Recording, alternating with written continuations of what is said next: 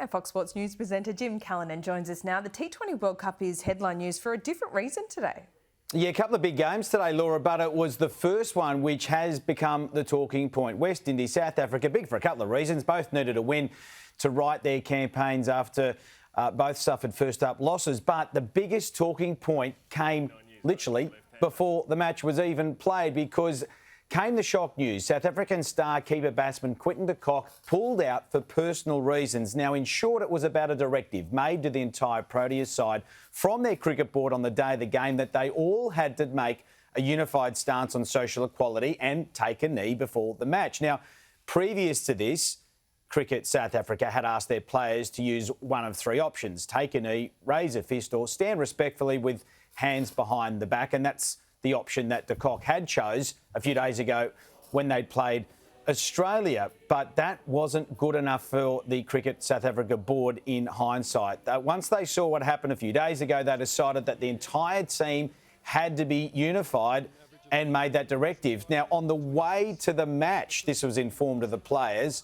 De Kock, who has previously made his feelings known about him not wanting to take a knee, had decided by the time they got to the match that no, he wasn't going to take a knee. So he withdrew. Now, as you can imagine, that has caused all sorts of talking points, those outside the team, and of course, many asking those within. What's it done to the Proteas team now? Do they stand united? Are they divided? Well, their captain had to field plenty of questions. Post a match, they actually won, but everything was about what happened before they started play. For me personally, I don't know of any player who didn't want to take it. I'm not aware of that. So this is, sort of news to us or to me. But, you guys know our thoughts on this matter. It's something that we feel strongly about, as a team and as a people, as well, and we will continue to do it. So each and everyone has their own opinions on it.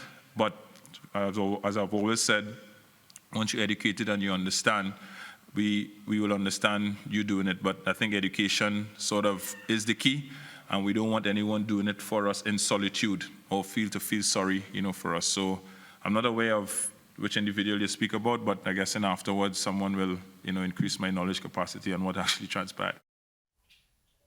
LJ, it's a big issue in world sport, has been for some time. It is now the issue and the talking point, the T20 World Cup. And it will be until basically we hear from Quinton de Kock and his reasoning as to why he didn't want to take that unified stance. And in the meantime, there's just a lot of speculation on both sides of the fence. Should it be up to the individual? Yeah. Should it be forced upon them by those who make decisions higher or above? Certainly, cricket is in the background. South Africa did actually win the game, but the talking point is all about this.